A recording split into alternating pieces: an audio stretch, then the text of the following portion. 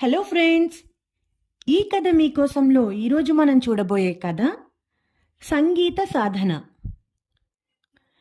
ధృతి చాలా తెలివైన అమ్మాయి.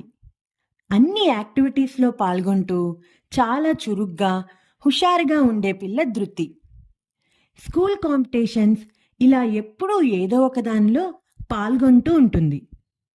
ధృతి స్వరం కూడా చాలా బాగుంటుంది.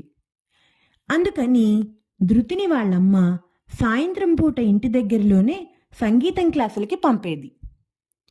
ఈ ధృతికి సంగీతం క్లాసులంటే చాలా బోర్గా ఫీల్ అయ్యేది.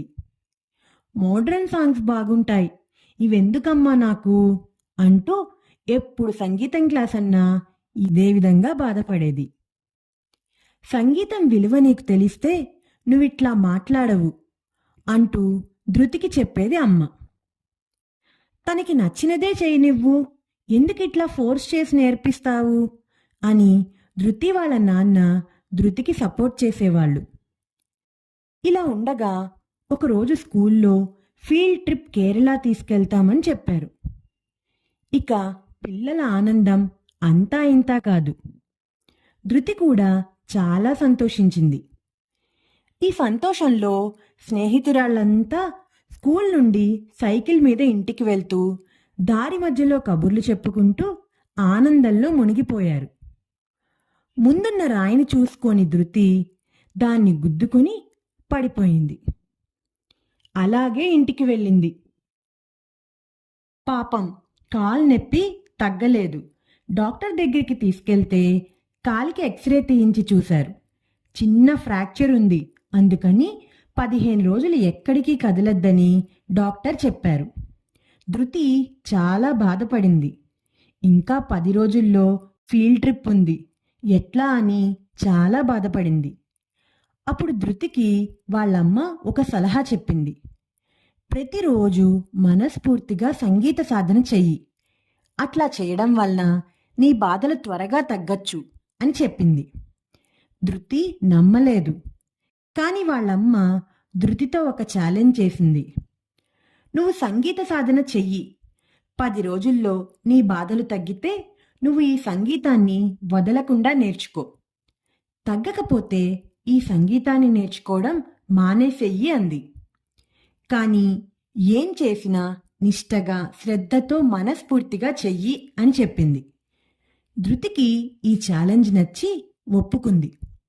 నిష్టగా సంగీత సాధన చేసింది.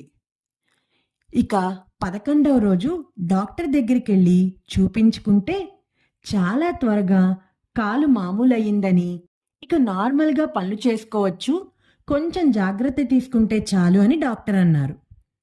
స్కూల్ ట్రిప్కి వెళ్ళొచ్చా అని అడిగింది ధృతి. వెళ్ళవచ్చు, కానీ కాస్త జాగ్రత్తలు తీసుకోవాలని చెప్పారు డాక్టర్.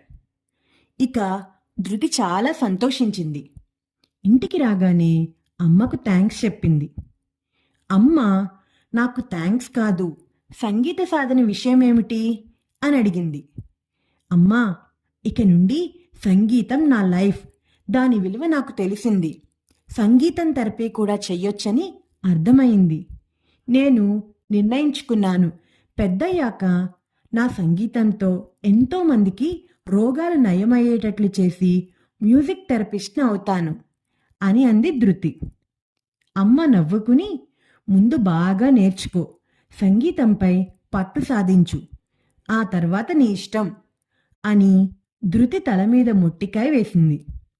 ధృతి అమ్మ ఇద్దరూ నవ్వుకుని స్కూల్ ట్రిప్కి కావలసినవన్నీ సర్దుకోవటం మొదలుపెట్టారు.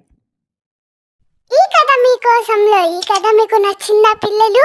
నచ్చినట్లయితే లైక్ చేయండి, షేర్ చేయండి, కామెంట్ చేయండి, ఇంకా సబ్స్క్రైబ్ కూడా చేసుకోండి. గంట కొట్టని వాళ్ళు కూడా గంట కూడా కొట్టండి.